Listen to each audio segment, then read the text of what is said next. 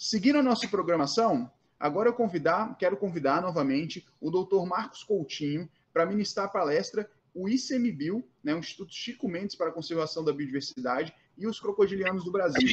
O Coutinho, como a gente já apresentou, ele é líder da Iniciativa Brasileira para a Conservação dos Crocodilianos do Brasil, liderado pelo RAM, né, executado pelo RAM, na verdade, do ICMBio.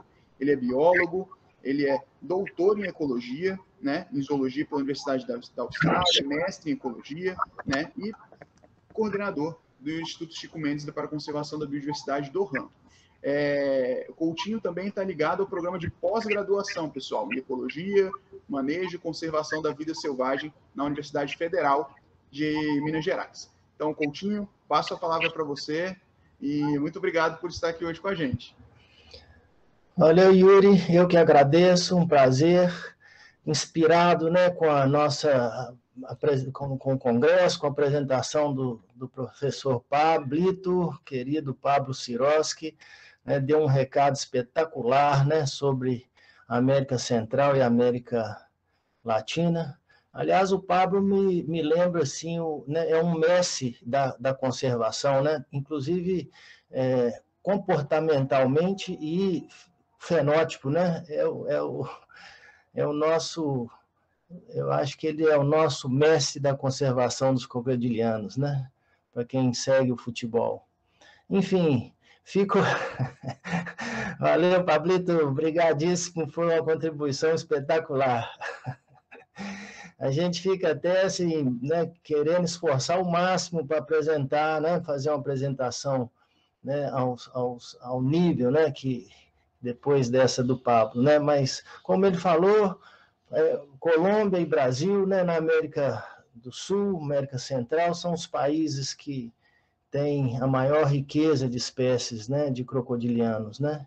E, nesse sentido, nós temos a obrigação de fazer bem feito no que se diz conservação, independente da estratégia, independente do valor econômico ou não das espécies, né, nós temos uma responsabilidade planetária de promover a conservação desses animais, né, que é um grupo muito peculiar, né, um grupo único, né, no mundo, se a gente torcer, espremer bem, sai 29 espécies, né, remanescentes, né, nós sabemos que no passado, né, histórico, nós já tivemos muito mais espécies, o que nós temos hoje são, né, entre 23, 24, e se espremer 29, quer dizer, o que aconteceu em termos evolutivos, né, foi diferente da maioria dos outros grupos, né, então nós temos essa obrigação de trabalhar bem a conservação desses jacarés aqui no Brasil, né.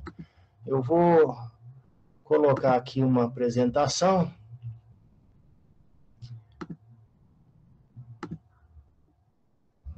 E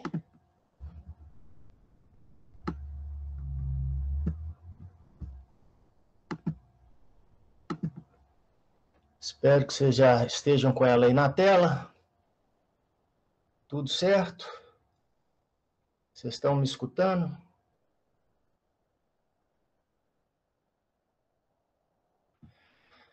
Bom, minha missão nesse congresso é mostrar, né, o que nós estamos fazendo, e quando eu falo nós, é todos juntos, né, porque como governo nós somos representantes, né, da nossa sociedade, né, e aí o nosso dever é cumprir, é fazer, né, o que a gente chega de consenso, né, com os especialistas, com a sociedade em geral, né? E, bom, para tratar desse assunto, como nós já falamos aí, né, anteriormente, já foi mencionado, é importante a gente entender o contexto histórico, né, dessa gestão ambiental no país. Então, eu vou resgatar aqui muito brevemente, assim, e sucintamente, os principais eventos que ocorreram, né, na história recente em termos de conservação, né? Na realidade, tudo isso que vem acontecendo é em resposta a impactos e modificações ambientais nos ambientes naturais que vem aí desde dos meados do século XIX, né? Nós tivemos os resultados pós-revolução industrial, né, que nós começamos a assistir uma degradação crescente dos ambientes naturais, né? E aí, em resposta disso, no meados do século XIX, começou o movimento de criação de áreas preservadas, de parques, né, principalmente na Europa, nos Estados Unidos, e depois mundo afora. Né? Já no século XX, aqui no Brasil, especialmente, né, saiu uma Constituição que já falava na questão ambiental. Né? E junto com isso o Código Florestal, o Código das Águas, o Código da Caça e Pesca, o Código de Proteção Animal, que são legislações que a gente vem aperfeiçoando, né, ao longo do tempo. Na década de 60, esse movimento ambientalista intensificou o mundo afora. Né? E aí nós vimos nascer o Programa Biológico Internacional, né, o IBP, né, que logo seguido pelo MAB, que até hoje ainda, né, ainda continua atuante, Homem e a Biosfera, e aí em 72 foi marcado pela Conferência de Estocolmo, né, e aí que teve a criação da CITES, aqui no Brasil só foi assinado em 75, né, e depois de uma Secretaria Especial de Meio Ambiente ligada diretamente à Presidência da República, né? E aí, em 81, saiu uma lei, né, que chama Política Nacional do Meio Ambiente, né, e muitas pessoas já ouviram falar aí no CONAMA, né? E em 98, a nossa Constituição traz um capítulo específico sobre meio ambiente, né? E aí eu até grifei em 89 a criação do IBAMA, e eu vou chegar com mais detalhe nisso aí, né? Mas antes de passar para frente, teve a Conferência do Rio também, que foi, né, assim, importantíssima em nível planetário, né, com a participação de praticamente todos os países, né, da Terra, né, e aí foi criada a Convenção da Biodiversidade, a Convenção do Clima, e aqui no Brasil criou-se, então, o Ministério do Meio Ambiente, que até hoje está presente aí. Nós já tivemos alguns problemas, né, nessas últimas gestões, mas o Ministério continua lá, tem muitos técnicos bons que vestem a camisa e que, independente da questão política, né, assim, das questões ideológicas, são pessoas que estão lá tentando realmente fazer o papel que o Ministério do Meio Ambiente, tão importante, tem num país como o nosso, né? Bom, voltando aqui no IBAMA, né? O IBAMA, eu acho importante isso o pessoal saber, né, que o IBAMA nasceu, né, da fusão de 4 instituições brasileiras ligadas à conservação, ao meio ambiente, né, à área ambiental, né, que é a Secretaria do Meio Ambiente, que era vinculada à Presidência da República, a Superintendência da Borracha, que atuava mais especificamente na Amazônia, a Superintendência de Pesca e no Instituto Brasileiro de Desenvolvimento Florestal. E o IBAMA, então, reuniu essas 4 áreas numa só instituição, e daí para frente era praticamente, né, em 89, não havia ministério ainda, era praticamente a instituição nacional que fazia a gestão do meio ambiente no país. E na estrutura organizacional do IBAMA, tinha projetos, né, projeto Baleia Jubarte, Golfinho, Rotator, mamíferos marinhos, orquídeas, e tinha aí ligado o projeto Quelônios da Amazônia, PQA, que já vinha sendo trabalhado no IBDF desde 78, mais ou menos. Né? E tinha programas de proteção das florestas tropicais, Provárzea, enfim. Já tinham essas iniciativas dentro das entidades que, quando fundiram, formaram o IBAMA. Né? E esses projetos e programas evoluíram para centros de pesquisa e manejo. Né? Então, são vários centros que ainda, né, existem, né? E aí, como exemplo, tem o Centro de Sensoriamento Remoto, de Pesquisa e Extensão Pesqueira, né? Mamíferos Aquáticos, o SENAP, o TAMAR, que é muito conhecido aí na região litorânea, e o PQA, esse projeto Quelônios da Amazônia, foi transformado em Centro Nacional de Quelônios da Amazônia, o SENAQUA, né? Que já tinha uma capilaridade enorme na Amazônia, né, e trabalhava muito na questão da conservação dos quelônicos amazônicos, né, e aí virou um centro nacional. Bom, em 2001, o IBAMA resolve ampliar a atuação do SENAQUA, né, e resolve criar o Centro Nacional de Conservação e Manejo de Répteis e Anfíbios, né, com atuação em todo o território nacional, né, que veio a chamar RAM. Diz a lenda, né, que esse nome RAM saiu de uma discussão com o nosso querido Dick Vogt, finado, né, em função do Covid, que numa conversa informal sobre, no momento de organização, como vai ser a criação do RAM, ele deu uma tossida assim e, vamos chamar de RAM, Répteis e Anfíbios Nacional.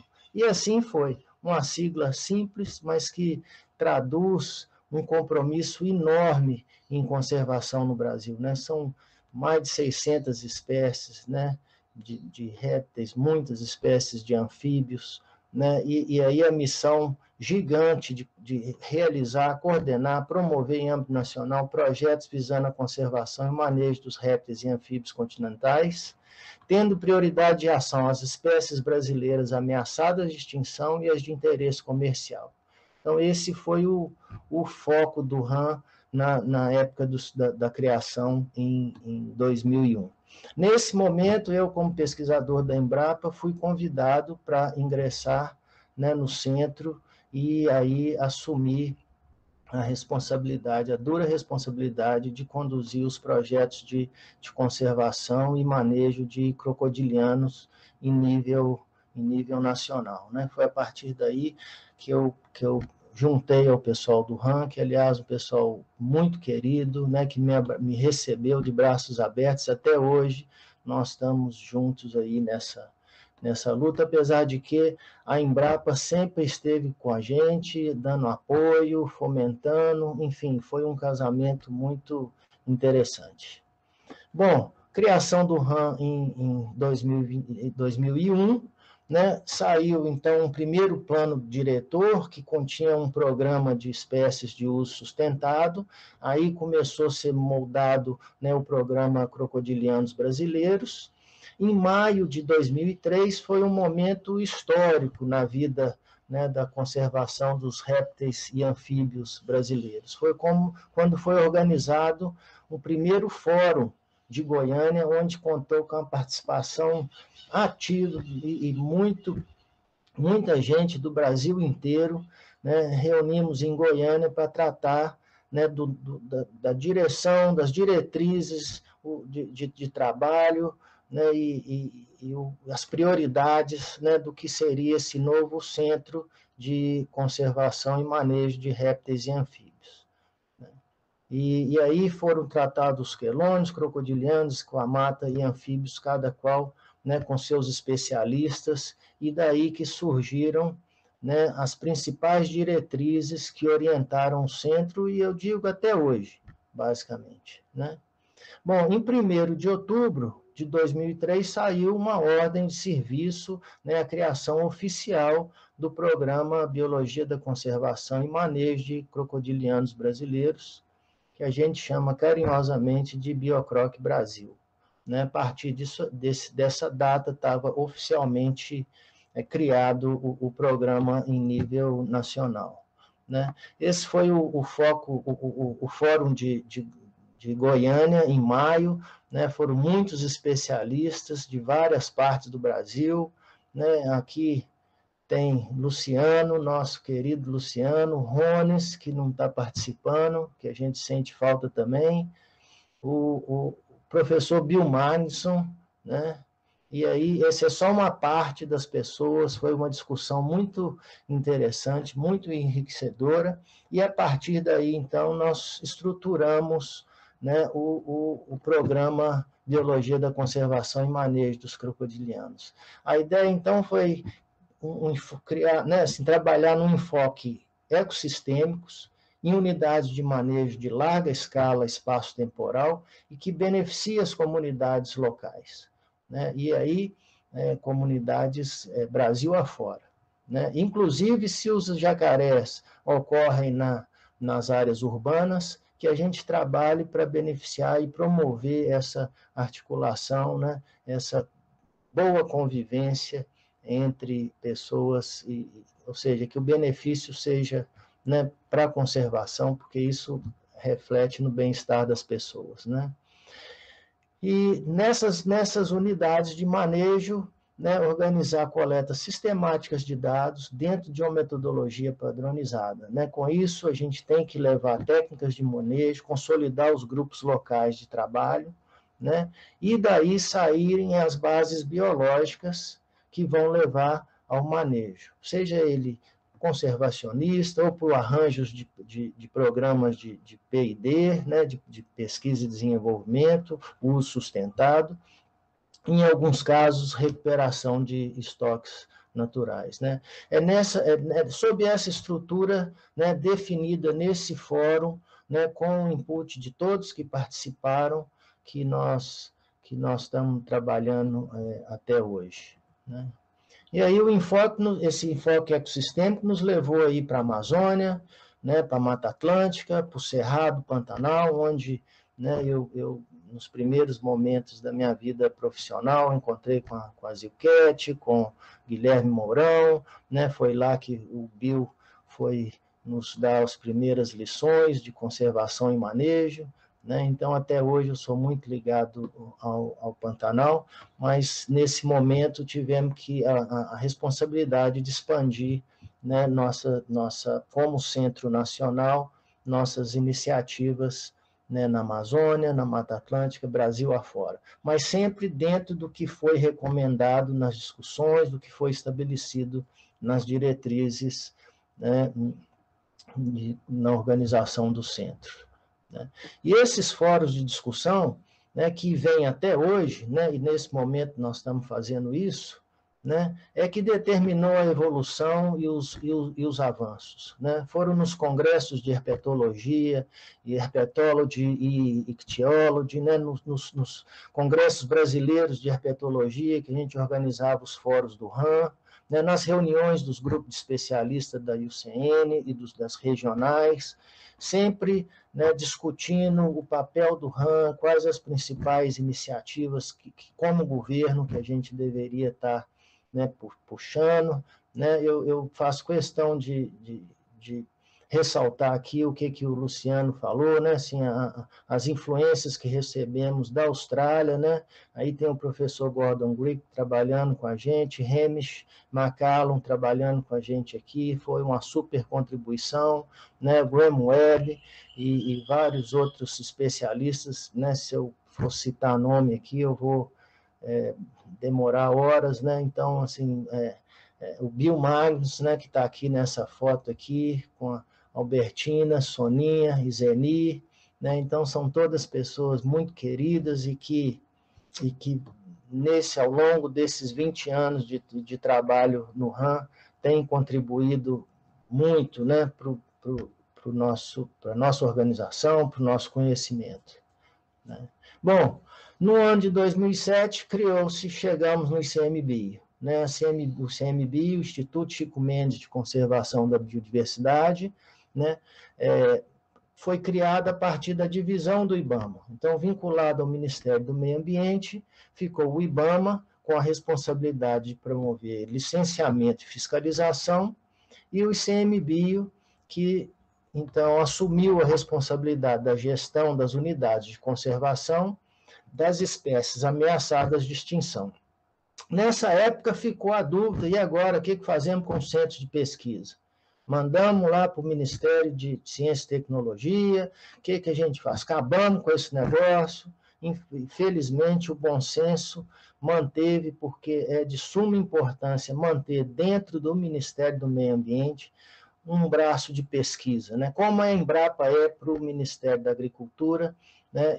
Os centros de pesquisa hoje no ICMBio, felizmente, são reconhecidos, né, como autoridade científica dentro do Ministério, né? E aí o RAM passou a ser o Centro Nacional de Pesquisa, Conservação e Manejo de Répteis e Anfíbios, sem, contudo, mudar as diretrizes e a orientação de trabalho que veio, né, lá da sua origem, 2001. Né? E aí eu vou trazer aqui rapidamente, não vou alongar muito, né, nós estamos com o tempo aí limitado, tem muito que conversar ainda na parte da tarde.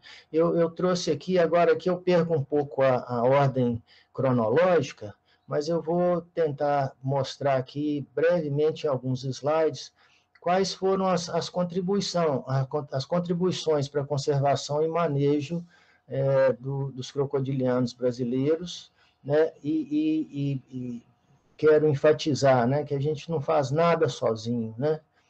Todos essas contribuições, esses exemplos de sucesso que nós estamos tendo aí em termos de conservação, são responsabilidades de muita gente trabalhando, né? E os fracassos a gente assume e tenta passar para frente e resolver. Bom, lá em 2003, a decisão foi essa, implementar políticas e diretrizes, né, para promover a conservação por meio do uso sustentável dos crocodilianos brasileiros. Naquela época, essa estratégia de conservação estava muito mais presente, né, e hoje nós vamos ter uma mesa redonda aí especificamente para tratar desse assunto, né. Já apareceu nas questões aí a efetividade dessa estratégia para a conservação dos crocodilianos, mas desde então, desde sempre, né, o exemplo que a gente tem, né, o Pablo acabou de mostrar aí, as espécies que estão recuperadas, né, estavam sempre no centro de programas de conservação e manejo, né, e aí tem uma coisa muito especial no nosso programa, que é adotar, né, práticas de manejo com características de projeto de pesquisa, desenvolvimento e inovação. Né?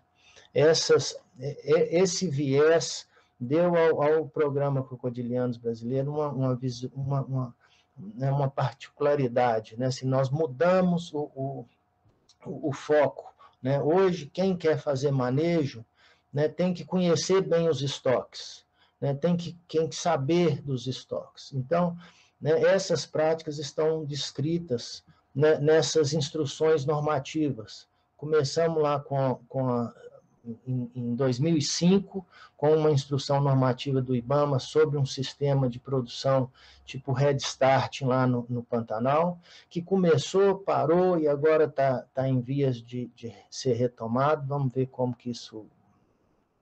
que vai acontecer.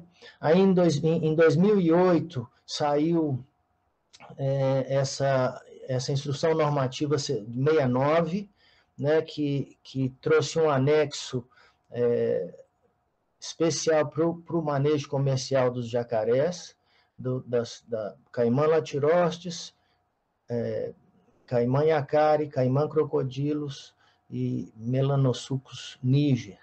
Né, as 4 espécies, os paleosucos, ficaram de fora. Né? Essa normativa foi aperfeiçoada em 2015, né, e até hoje está vigente a instrução normativa 07, né, do IBAMA, né, e que vem sendo adotada pelos estados a partir do Decreto-Lei de 2001, que descentraliza, eu acho muito oportuno isso, né, descentraliza para os estados a responsabilidade de cuidar, né, da fauna.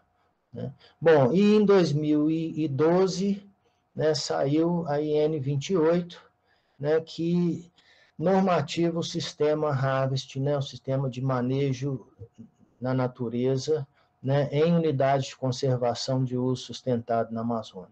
Veja bem que a normativa saiu em 2012, mas a gente já vinha trabalhando isso desde 2002, 2003, nós conseguimos aprovar ainda no IBAMA, né, o primeiro projeto demonstrativo de viabilidade econômica do uso comercial de jacarés em Mamirauá, né, em função dos dados, em função de toda a contribuição que o professor Bill, o Rones e toda a equipe, o Rebelo, Jorge Jacaré, que nós estamos sentindo falta dele aqui também, já tinham contribuído. Então, com base nesses dados, foi possível a gente apresentar uma proposta de manejo na natureza lá em Mamirauá. E aí começou esse programa, né, que hoje está avançado aí, conforme o Pablo já citou, são os 2 únicos programas de manejo, né, na natureza que nós temos na Amazônia, né? Então, foi uma experiência muito rica, envolvendo muitas pessoas, né, e criando alternativas, né, de como manejar os bichos. Aí nós estávamos muito juntos com o pessoal do Ministério da Agricultura, né, o Departamento de Inspeção de Produtos de Origem Animal, né, o DIPOA. Essa turma também foi sempre muito junto da gente, a nossa relação com o Ministério da Agricultura sempre foi muito próxima, e o pessoal muito positivo na agenda e vislumbrando alternativas para garantir, né, que os produtos de qualidade chegassem, né, ao acesso das populações, né, porque aí a gente estava tratando não só de beneficiamento da pele, como sempre foi de praxe, mas vislumbrando, né, o que hoje é a salvação dos sistemas de manejo, é a valoração da carne como proteína animal de altíssima qualidade, né?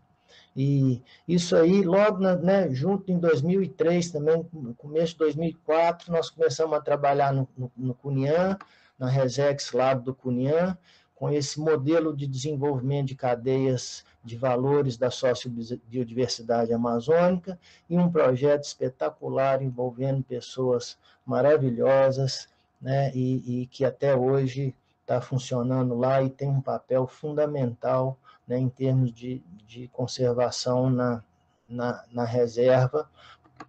É interessante porque passa por, né, um projeto que vem desde final de 2003, 2004, aliás, 2004 foi teve um acidente fatal aí, né, em Cunhã, e em função disso o pessoal, né, isso aí de certa forma responde uma pergunta de um congressista, né, assim, a opção aí, né, da interação negativa entre crocodilianos, porque o jacaré-açu, né, ele traz algum risco para a população, principalmente em altas densidades, e foi muito interessante ver a população, né, dos extrativistas falando, não, nós queremos conservar, mas se a gente pode usar e tirar benefício, então vamos fazer assim.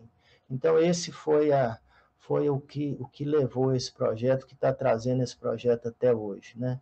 E aí a gente implanta uma série nessas coletas sistemáticas de dados, né, metodologias padronizadas, né, e aí beneficia a carne, e tem projetos de pesquisa associados, né? Esse aqui é o frigorífico, né, lá no Cunhã, né? E outra coisa, o monitoramento aí vem, então, continuamente, né? Então, é um programa que promove não só o uso, né,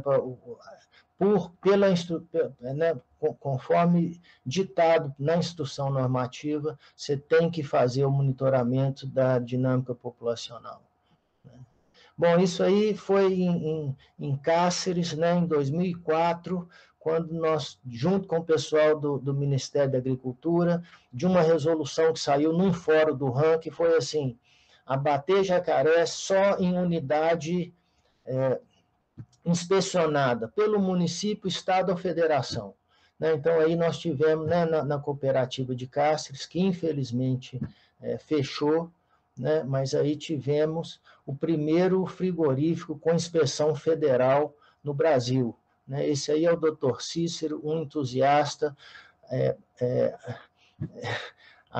amigo da Zilca, admirador da Zilca Campos, estivemos juntos lá no Pantanal, né, na época de Embrapa, né, e um cara que contribuiu, hoje está aposentado, contribuiu demais para o que hoje a gente tem de normativas no Ministério da Agricultura sobre abate industrial e processamento de jacarés, que, aliás, no Brasil a gente está muito na frente aí, né? Outro sucesso, né, exemplo de sucesso foi a transferência do jacaré-açu, né, do apêndice 1 para o apêndice 2. Né, foi um grupo de trabalho espetacular, né, tem aí a foto Bill, o Luciano, né, o Álvaro Velasco, que eu também estou sentindo falta dele aqui, nosso colega de Venezuela, né, e com isso nós conseguimos apresentar um relatório que foi votado e por unanimidade, né, isso é raro nas reuniões da CITES, né, ter uma proposta de transferência de apêndice aprovada por unanimidade, né, e isso aconteceu aí com Jacareaçu, porque, né, teve um grupo de trabalho em todos os estados, trabalhando e produzindo dados científicos muito robustos, né, que nos permitiu levar na CITES e mostrar que nós não tínhamos mais necessidade de colocar o jacaré-açu no apêndice 1, e que temos condições de fazer gestão inteligente, né, e conservação. Bom, Caimaçu é hoje a principal iniciativa de ranching do jacaré do Pantanal, né? Eu tenho um prazer enorme falar que desde o começo a gente estava junto, promovendo, assim, incentivando, motivando o pessoal, e hoje é uma empresa, né, que super interessante em termos de, né, um dos melhores frigoríficos do mundo, né, um sistema de manejo que está cada vez mais preocupado em melhorar, em conduzir estudos na natureza e no criatório. Então, a gente fica muito orgulhoso de ter participado dessa iniciativa, que está aí hoje trabalhando forte aí no Pantanal, né?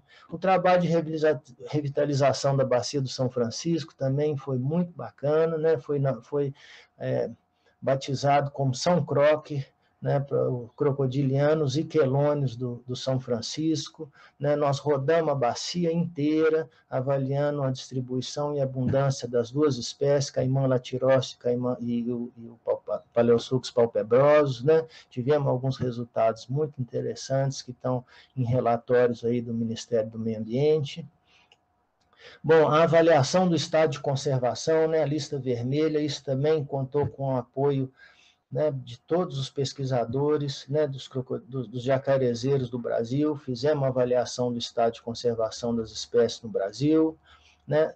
Era de responsabilidade nossa o projeto de conservação e manejo, né, nas políticas nacionais, né, de conservação e manejo do jacaré do Brasil. Os Estados Unidos, para manter o comércio aberto, pedia relatórios bianuais sobre a gestão, sobre como estavam indo as coisas aqui, então ficou sob nossa responsabilidade trabalhar nesses relatórios. Então nós fizemos isso durante 10 anos, mandando as informações mundo afora, né? Agora recentemente mandamos para a comunidade europeia,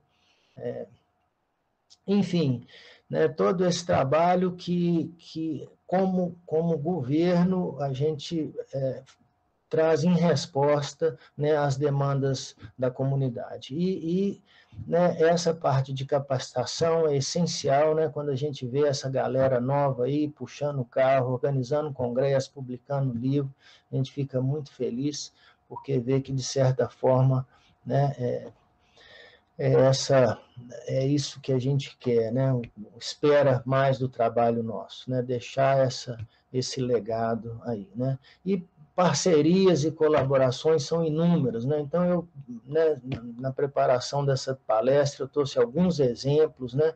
O Yuri citou aí a UFMG, o Programa de Conservação e Manejo, Ecologia, Conservação e Manejo de Vida Silvestre da UFMG, tem sido, né,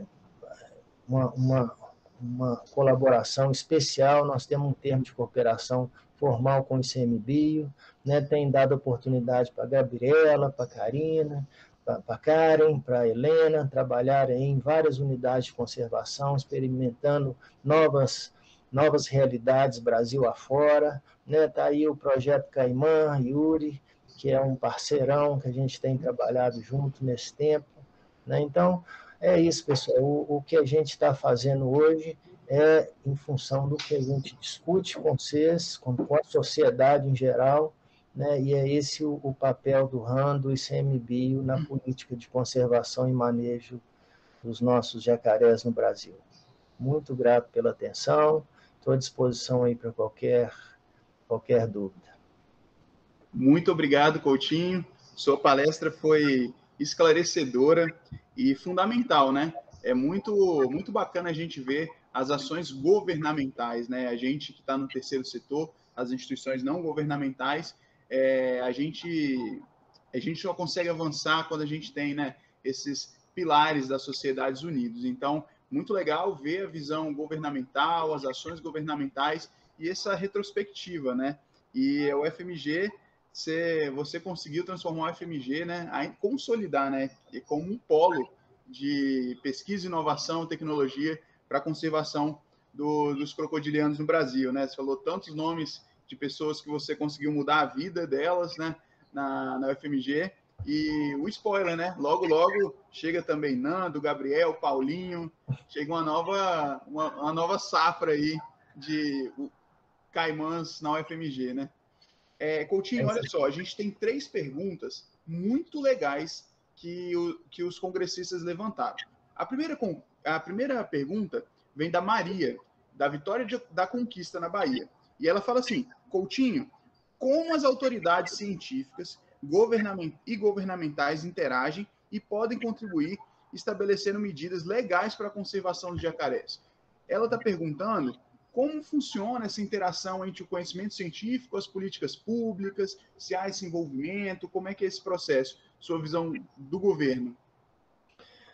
Então, Maria, todas as normativas que nós temos hoje, né, que orientam, né, que normatizam, né, como o nome diz, o manejo e a conservação dos jacarés, foi feito junto, né, absorvendo os conhecimentos que nós geramos, né, na Embrapa, né, quando nós começamos a trabalhar em 88, 89, né, e até 2001 foram gerados vários conhecimentos em vários aspectos sobre a história de vida dos animais, né? Então, a partir daí, e em discussão com vários especialistas, nós, como governo, né, responsável pela gestão, publicamos as instruções normativas. E é uma agenda positiva, né? Assim, se você vê lá né, comparar com o que era anteriormente, né,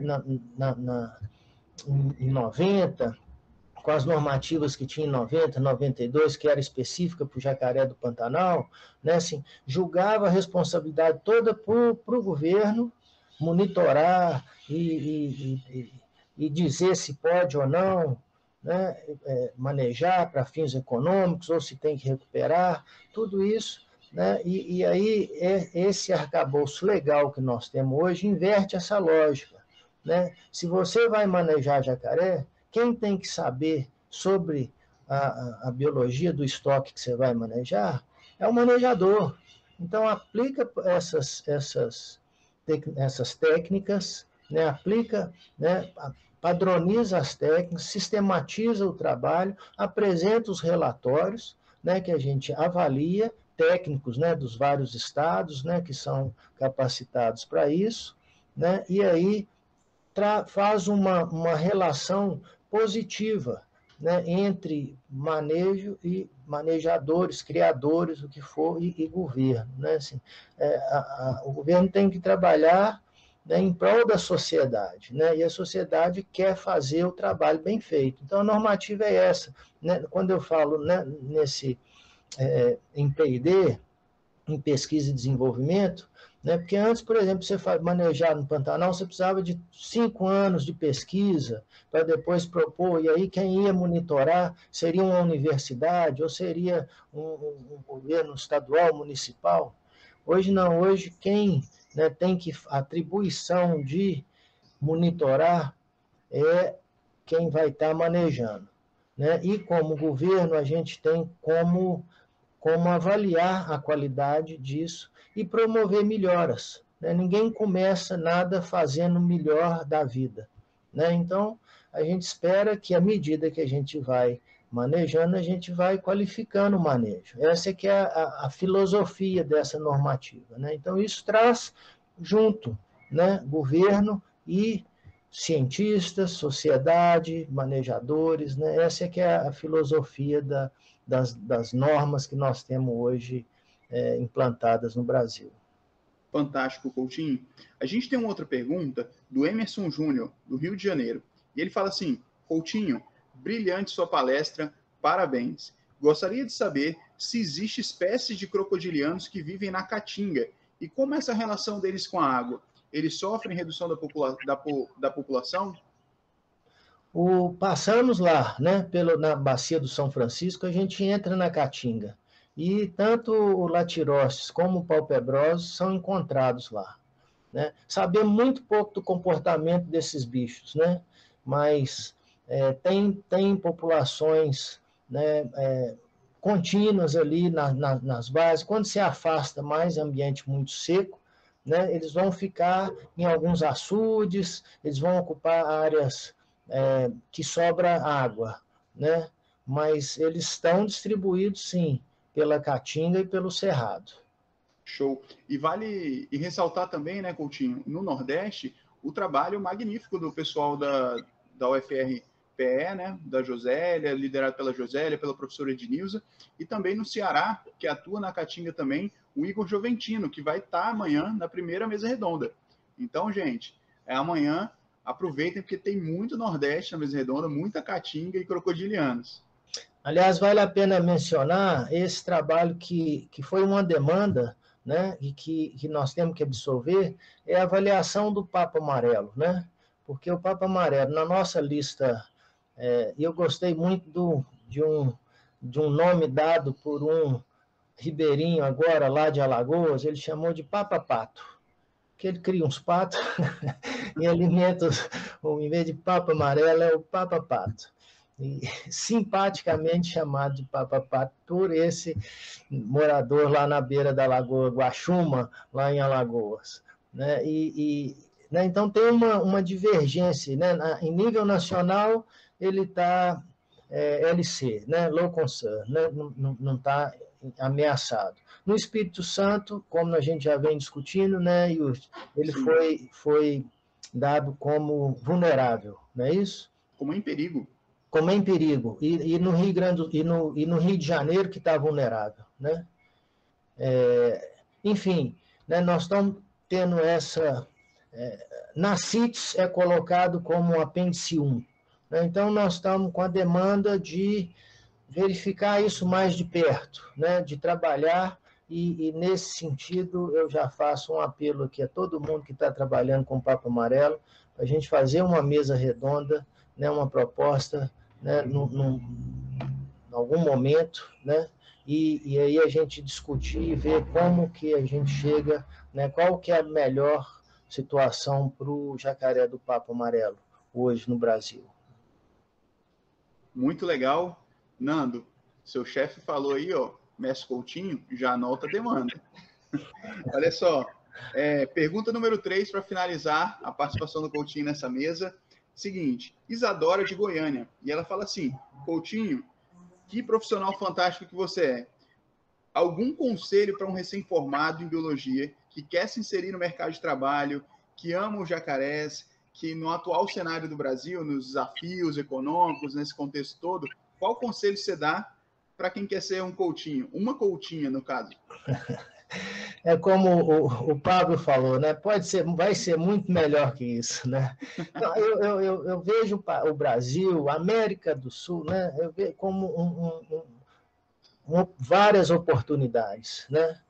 E nesse aspecto, eu sugiro, assim, por exemplo, a Karen fez o mestrado na Resex Rio Ouro Preto, né? Foi um aprendizado enorme para ela, né? Ir lá na Resex, lá na divisa de Rondônia com Bolívia, trabalhar. A Helena Gurjão fez o mestrado lá no Cuniã, passou 3 meses lá direto, vivendo uma experiência, né? Então, essa oportunidade que a gente pode criar para as pessoas, né? Irem para o campo. Você mesmo, né, Yuri, foi para Mamirauá e hoje é né, uma pessoa que arrebata outras pessoas, né, para trabalhar com jacarés, né? Então, eu acho que oportunidade no Brasil para trabalhar não falta. E o que eu digo, né, para todos mundo, para os meus alunos, para os meus filhos, né, assim, ninguém tem que procurar trabalho, né, procurar emprego. Tem que oferecer trabalho, desde que seja competente, né, que tenha motivação, que goste do que faz, né, nós estamos falando isso direto aí, né.